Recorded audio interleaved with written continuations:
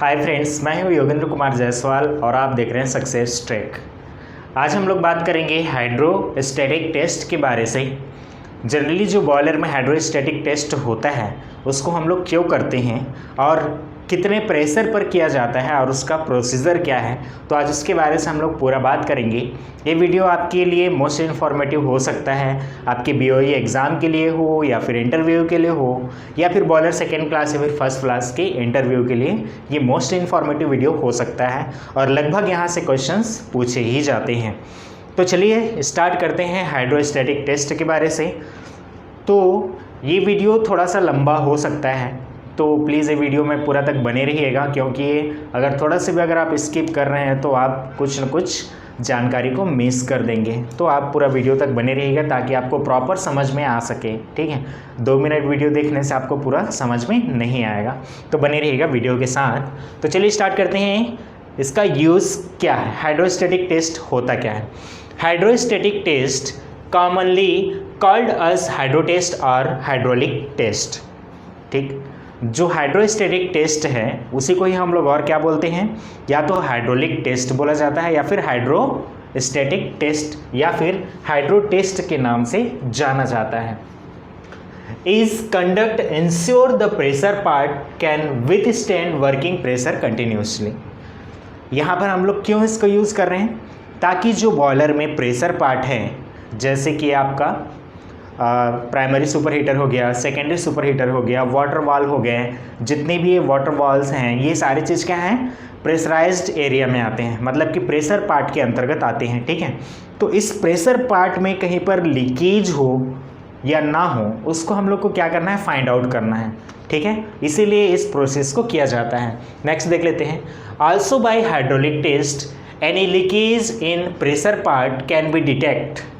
ठीक है, this test conduct at least once in a year during annual inspection or after each repairing joint the boiler pressure part। ये जो hydrostatic test होता है या hydraulic test होता है उसको क्या करना चाहिए, या तो एनुअल में एक बार तो करना ही चाहिए ताकि कहीं पर भी लीकेज ना हो। अगर लीकेज होगा तो क्या हो सकता है, बहुत सारे लॉसेस हैं, है ना। फर्नेस में हीट लॉस होगा, वाटर लॉस होगा, फर्नेस की इफिशिएंसी डाउन हो जाएगी, बॉयलर की इफिशिएंसी जो है डाउन हो जाएगी, बहुत सारे प्रॉब्लम्स आ जाएंगे। तो इन सभी से बचने के लिए हम लोग को क्या करना है, उसको एनुअल में एक बार तो इंस्पेक्शन करना ही है हाइड्रोलिक टेस्ट करके। साथ ही साथ अगर कोई ट्यूब लीकेज हो गया, उस ट्यूब को यदि आप ब्लैंक कर रहे हो या फिर ट्यूब को काट के उसको दूसरा पाइप ज्वाइंट कर रहे हो, तो उस समय क्या करना चाहिए, कोई भी प्रेशर पार्ट में यदि आपका वर्किंग हुआ है, कुछ चेंजेस हुए हैं, तो उस समय हम लोग को क्या करना पड़ता है, फिर से हाइड्रो टेस्ट करना पड़ता है। तो हाइड्रो टेस्ट को या तो आप उसको 1 साल में एक बार करो, कुछ बॉयलर में प्रॉब्लम नहीं है फिर भी 1 साल में एक बार करते रहना चाहिए। दूसरा चीज़, इच रिपेयरिंग, मतलब कि हर एक रिपेयरिंग के बाद में उसको क्या करना चाहिए, हाइड्रो टेस्ट करने चाहिए। नेक्स्ट है, for hydro testing feed water is fill up in entire pressure part of the boiler and pressure is rise with the help of a high क्या करना चाहिए, प्रेशर पंप। ठीक, जितने भी बॉयलर हैं उसको क्या किया जाता है, फीड वाटर से या फिर हम लोग क्या करेंगे, हाई प्रेशर पंप के थ्रू उसको क्या किया जाता है, प्रेशराइज किया जाता है। और कितना प्रेशराइज करना है उसके बारे से देख लेते हैं। और पूरे प्रेशर पार्ट को क्या किया जाता है, हम लोग पानी से भर देते हैं, पूरा फिलअप कर दिया जाता है। हाइड्रोलिक टेस्ट प्रेशर, हाइड्रोलिक के लिए कितना प्रेशर होना चाहिए, तो मोस्ट इंपॉर्टेंट वीडियो है, यहाँ से क्वेश्चंस पूछे ही जाते हैं। ठीक है, तो हाइड्रोलिक टेस्ट क्या होता है, hydraulic test pressure depend upon purpose of hydro test. ठीक, नेक्स्ट देख लेते हैं। Hydraulic test conduct normally at 1.5 times of maximum allowable working pressure. ठीक, 1.5 times for a new boiler and 1.25 of the maximum allowable working pressure for a repaired boiler. ठीक है, यदि आपका boiler नया है, न्यू कमिश्निंग हो रहा है, ठीक है, तो न्यू कमिश्निंग के दौरान उसको क्या किया जाता है, 1.5 टाइम्स उसके प्रेशर को बढ़ाकर किया जाता है। 1.5 टाइम्स मतलब आपकी अगर बॉयलर का वर्किंग प्रेशर मान के चलो कि अगर 80 kg है, ठीक है, आपके बॉयलर का प्रेशर यदि 80 kg है तो आप क्या करोगे, उसमें 1.5 टाइम्स, मतलब कि इसको आप कितने केजी पर करोगे, 120 केजी पर सेंटीमीटर स्क्वायर पर क्या करोगे, इसका हाइड्रो टेस्ट करोगे। ठीक है, तो ये इसी में क्वेश्चन पूछा जाता है कि क्यों हम लोग 1.5 गुना ज़्यादा प्रेशर पर उसको करते हैं, हाइड्रो टेस्ट का प्रेशर क्यों करते हैं, क्योंकि वर्किंग प्रेशर अगर 80 है तो 120 केजी तक ले जाने की ज़रूरत क्या है अपने को। ठीक, तो यहाँ पर याद रखना, इसको हम लोग 1.5 टाइम्स ज़्यादा क्यों रखते हैं, तो इसके लिए याद रखना ये होता है डेंसिटी डिफरेंस। ठीक है,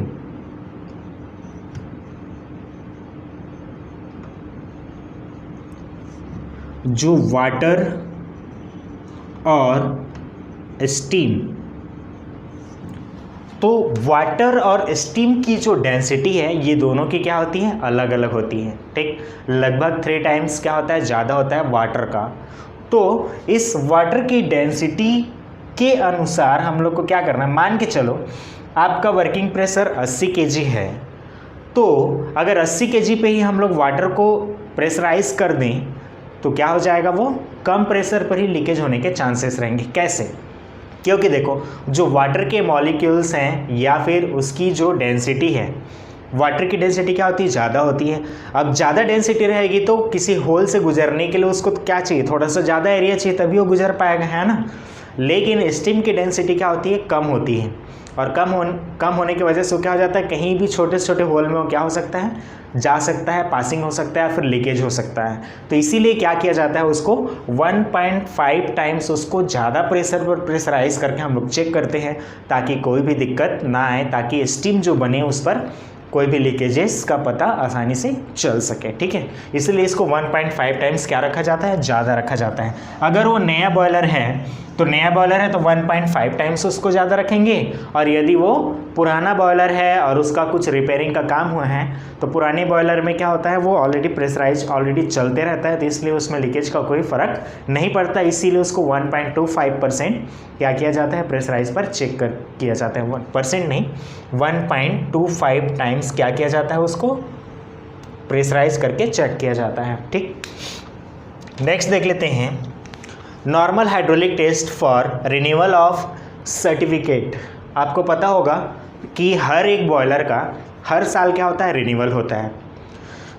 रिन्यूअल का मतलब होता है कि एक जनरल इंस्पेक्शन, कि आप जो बॉयलर यूज़ कर रहे हो वो कंफर्टेबल है कि नहीं है, यूज के लायक है कि नहीं है, सारे प्रेशर पार्ट सही हैं कि नहीं है, उसका एक एनुअल इंस्पेक्शन होता है, और सारे इंस्पेक्शन कंप्लीट होने के बाद में क्या किया जाता है, उसको एक सर्टिफिकेट दिया जाता है, एक रजिस्ट्रेशन नंबर दिया जाता है, ताकि आप उसको 1 साल के लिए फिर से एक्सटेंड कर सकते हो। ठीक है, तो ये सर्टिफिकेट जो प्रोवाइड करता है, ये जनरली जो बॉयलर ऑफिसर्स आते हैं गवर्नमेंट के थ्रू, उन लोग क्या करते हैं, इसको सर्टिफाइड करते हैं और 1 साल के लिए फिर से एक्सटेंड करके चलाने के लिए देते हैं। क्योंकि ये हाई प्रेशर बॉयलर होता है, यहाँ पर बहुत बड़े दुर्घटना का चांस बन सकता है, तो इसलिए क्या किया जाता है, इसको हर साल रिन्यूअल कराया जाता है, ताकि इसकी जो स्ट्रेंथ है वो बनी रहे और ये प्रॉपर वर्किंग कंडीशन में बना रहे, इसलिए उसको प्रॉपर चेक किया जाता है।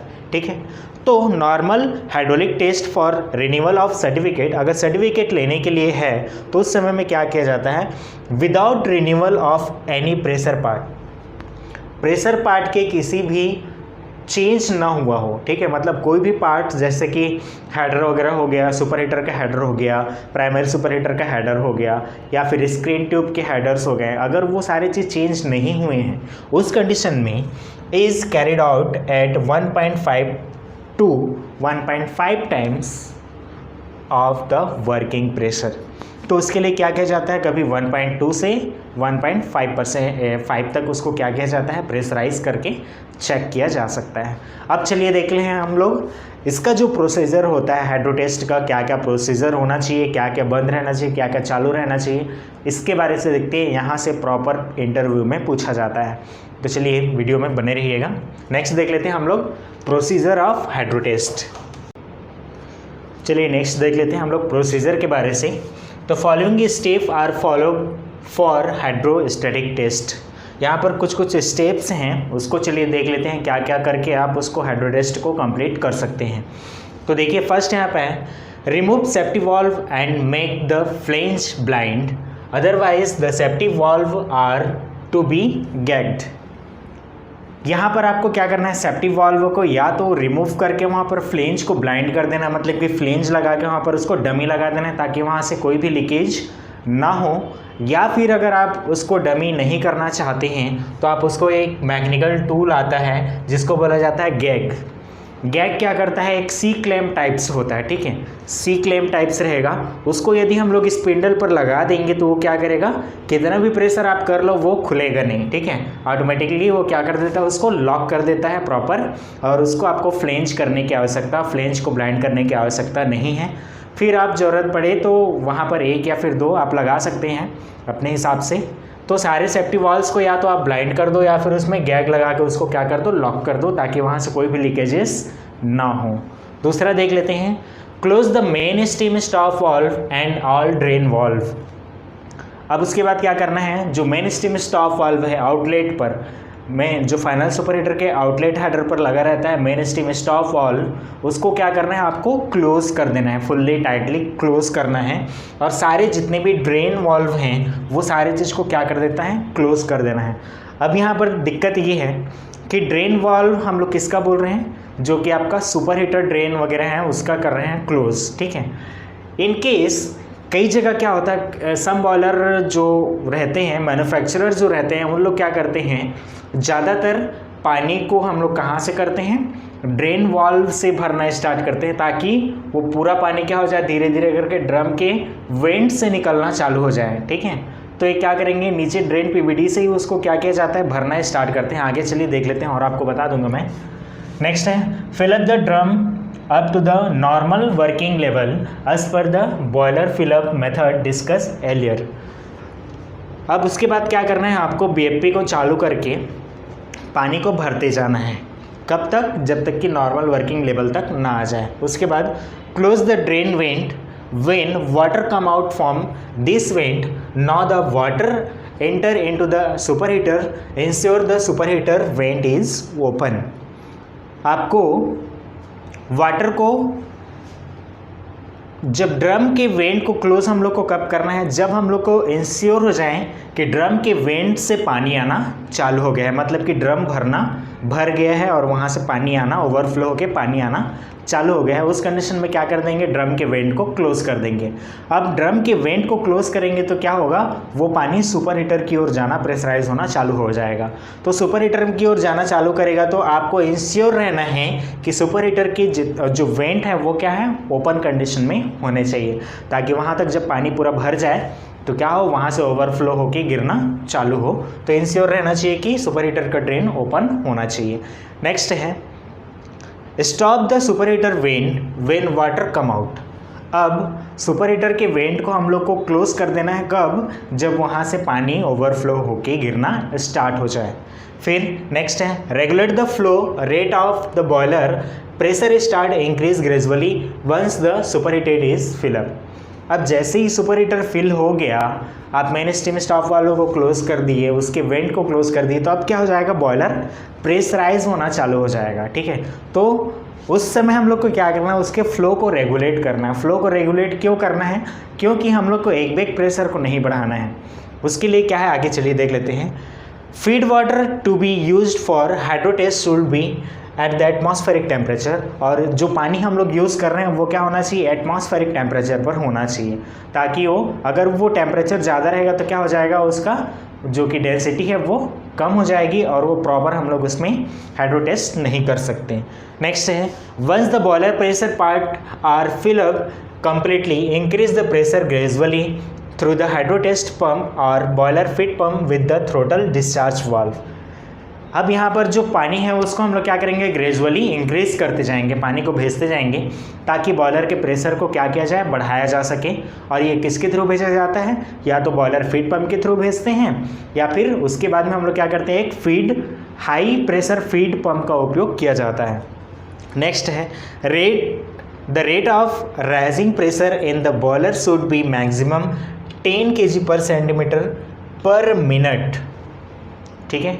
अब जो बॉयलर का प्रेशर है, जो हाइड्रो टेस्ट कर रहे हैं, तो आपको याद होना चाहिए कि जो प्रेशर पार्ट होता है उस पर हम लोग को एक बेग क्या है, प्रेशर को बढ़ाना नहीं चाहिए, ठीक है। तो इस पर प्रेशर को राइज करने के लिए क्या है, पर मिनट 10 kg पर सेंटीमीटर स्क्वायर के हिसाब से उसको इंक्रीज करते जाना है। और ये क्यों कर रहे हैं उसके लिए मैं आपको आगे चलिए बता देता हूँ। Check the pressure tightness of per part, if there any leakage water will start lacking there. समझ में आया? यहाँ पर क्या हो रहा है, अगर हम लोग एक बेग बढ़ाते जाएंगे तो क्या हो जाएगा, लीकेज का पता नहीं चल पाएगा और डायरेक्टली लास्ट में पता चलेगा। तो 10 kg जैसे कि राइस की 1 मिनट में, अब देखिए थोड़ा देर रुक के देख लिए कि सारे ट्यूब्स में कहीं पर लीकेज तो नहीं है। लीकेज रहेगा तो क्या हो जाएगा, वहाँ से पानी गिरना चालू हो जाएगा। तो पानी गिरना जब चालू हो गया तो वहीं से हम लोग को क्या करना है, सारे जो पंप है, फीड पंप है, उसको फिर से बंद कर देना है, स्टॉप कर देना है और पूरे पानी को फिर से ड्रेन करना है, ताकि उस लीकेज को फाइंड आउट करके उसको हम लोग क्या करें, फिर से वेल्ड कर सकें। और उसको वेल्डिंग करने के बाद फिर से हम लोग को क्या करना है, पानी लेना है, ठीक है। तो इसके बाद क्या करना है, आपको सारे टाइटनेस, सारे वाल्व को टाइटनेस चेक कर लेना है। उसके बाद आपको क्या करना है, अगर उस बॉयलर में लीकेज है, 10 kg प्रेशर पर अगर लीकेज कहीं पर दिख गया तो उसको क्या करना है, तुरंत BFP को बंद करना है और उस पानी को ड्रेन करना है, ताकि वहाँ पर हम लोग वेल्डिंग ऑपरेशन की जा सके। और वेल्डिंग करने के बाद में उसको क्या किया जाएगा, फिर से हाइड्रो टेस्ट के लिए फिर से पंप को स्टार्ट करना है, ठीक है। नेक्स्ट प्रोसेस देखते हैं। तो यहाँ पर हम लोग बात कर रहे थे, अगर आपका 10 kg प्रेशर पर अगर लीकेज हो गया तो उसको क्या करना है, आपको ग्रेजुअली फीड पंप को बंद कर देना है और उसको फिर से लीकेज को फाइंड आउट करके उसको क्या करना है, आपको वेल्डिंग करवाना है। फिर उसके बाद में अगर इन केस लीकेज नहीं हो रहा है तो आपको क्या करना है, ग्रेजुअली प्रेशर को इंक्रीज करते जाना है। कब तक, 1.5 times of maximum allowable working pressure तक। मतलब आपका 80 kg का बॉयलर का वर्किंग प्रेशर है तो आपको 120 kg तक लेके जाना है प्रेशर को, ठीक है। नेक्स्ट उसके बाद देखते हैं, at hydro test pressure stop the hydro test pump, boiler feed pump और close the filling valve, maintain the pressure for 10 minutes, which for any abnormal drop of the pressure or any leakage। अब आपको क्या करना है, वहाँ पर जो fill up line का वॉल्व है उसको आप क्या करोगे, क्लोज कर दो। क्लोज करने के बाद थोड़ा सा देखो बॉयलर में, 10 मिनट तक वॉच करो कि कहीं से कोई लीकेज थोड़ी हो रहा है, कोई एबनॉर्मल प्रेशर ड्रॉप तो नहीं हो रहा है। तो उस चीज़ को आपको क्या करना है, फाइंड आउट करना है। अगर इनकेस कहीं से प्रेशर ड्रॉप हो रहा है, प्रेशर ड्रॉप हो रहा है तो कितना ज़्यादा वो प्रेशर ड्रॉप हो रहा है, प्रेशर ड्रॉप हो रहा है मतलब कि कहीं ना कहीं क्या है, लीकेज है, या तो कोई वाल्व पासिंग की वजह से भी हो सकता है। तो आप उसको जा करके अच्छे से चेक कीजिए, कहीं पर वाल्व पासिंग है तो उसको टाइट कीजिए अच्छे से, ताकि वो होल्ड कर सके प्रेशर को अच्छे से, है ना। और कहीं पर अगर लीकेज है तो उसको फाइंड आउट कीजिए। नेक्स्ट देख लेते हैं, उसके बाद क्या होगा, hydro test successful if the pressure part withstand the test pressure for 10 minutes without any leakage. अगर 10 मिनट तक आप उस प्रेशर को होल्ड करके रखे हो और यदि उस पर कोई भी लीकेजेस नहीं है, मतलब कि प्रेशर ड्रॉप नहीं हो रहा है, तो आपका जो हाइड्रो टेस्ट है वो क्या है, सक्सेसफुल हो चुका है। फिर उसके बाद क्या करना है, after successful hydro test reduce the pressure may be reduce by opening the sampling line. ये हाई प्रेशर पे है तो इसको क्या करना है, हम लोग को सैम्पलिंग लाइन को ओपन करना है। जो सैंपल के लिए जाता है ना, उसके लिए हम लोग को क्या करना है, सैम्पलिंग लाइन को ओपन करना है ताकि प्रेशर को रिड्यूस कर सकें। सैम्पलिंग लाइन वाल्व और blow down valve 1 by 1 to flush the line. अब क्या होगा, जो प्रेशर पार्ट है वो ऑलरेडी प्रेशराइज है, प्रेशर को रिड्यूस तो करना ही है। तो प्रेशर को रिड्यूस करने से अच्छा है कि उसका कुछ यूज कर लिया जाए, तो इसलिए क्या किया जाता है, उसको लाइन को पूरा फ्लश करने का काम आता है। तो इसलिए क्या किया जाता है, जो सैम्पलिंग लाइन है उसको फ्लश करो या फिर ब्लो डाउन के थ्रू उसको पानी को बाहर निकालो, प्रेशर को रिड्यूस करो, ठीक। नेक्स्ट है, when pressure drop to 2 kg per centimeter, open the drum vent and allow pressure to drop 0। अब क्या करना है, जब प्रेशर 2 kg आ जाए तो उस समय हम लोग को क्या करना है, ड्रम के वेंट को ओपन कर देना है। अब ड्रम के वेंट भी फ्लश हो जाएगा और साथ ही साथ में जो प्रेशर बचा है वो भी क्या हो जाएगा, रिड्यूस हो जाएगा। तो प्रेशर को रिड्यूस करने के लिए हम लोग को क्या करना है, यहाँ पर ड्रम के वेंट को ओपन कर देना है। उसके बाद क्या करना है, open the blow down valve and maintain the normal working level. अब प्रेशर जब वहाँ से पूरा रिलीज़ हो गया तो ड्रम में क्या अभी भी पानी भरा हुआ है, ठीक है। तो उस समय आपको क्या करना है, ड्रम के वेंट को ओपन करके आप सिर्फ प्रेशर को रिलीज़ किए हो लेकिन पानी पूरा भरा हुआ है, तो उस समय आपको क्या करना है, ब्लो डाउन वाल्व को ओपन करना है और IBD या तो जो भी है आपके पास उसको ओपन करना है। और ओपन करने के बाद में नॉर्मल जो 30 to 40% आपका ड्रम लेवल रहता है उतना तक आपको क्या कर देना है, रख देना है, लेवल को बना के रख देना है। नेक्स्ट है open the super heater drain valve to completely drain out water. अब हम लोग को सुपर हीटर के ड्रेन को क्या करना है, फुल्ली ओपन कर देना है ताकि वहाँ से सारे जो पानी है वो सुपर हीटर से रिलीज़ हो जाए, निकल जाए, ठीक है।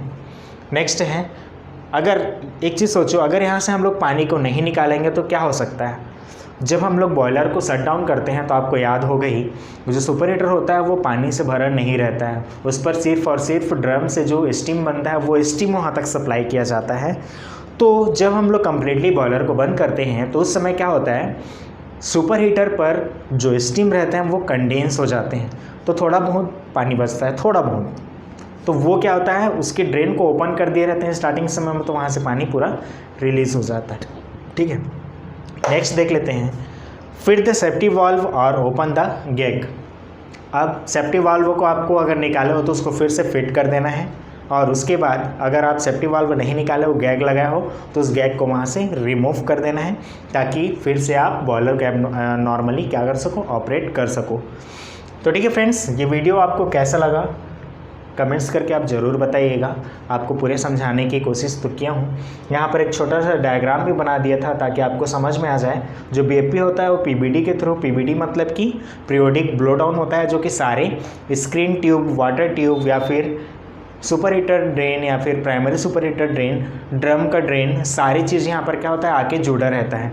जितने भी डाउन कॉमर्स होते हैं उन सारी चीज़ के ड्रेन्स यहाँ पर जुड़े होते हैं। रेडिएंट इवेपोरेटर हो गया आपका, है ना, तो ये सारी चीज़ क्या होते हैं, external evaporator, radiant evaporator, economiser का सारे का ड्रेन यहाँ पर आकर जुड़े रहते हैं।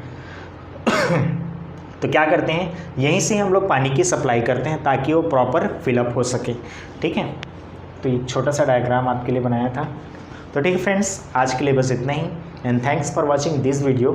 यदि आपने अभी तक मेरे चैनल को सब्सक्राइब नहीं किया है तो सब्सक्राइब करना बिल्कुल मत भूलिएगा, क्योंकि हम लोग BOE के एग्ज़ाम तैयारी के लिए हम लोग ये सारे वीडियो बना रहे हैं आपके लिए। तो ठीक है फ्रेंड्स, आज के लिए बस इतना ही, and thanks for watching this video. Thank you so much.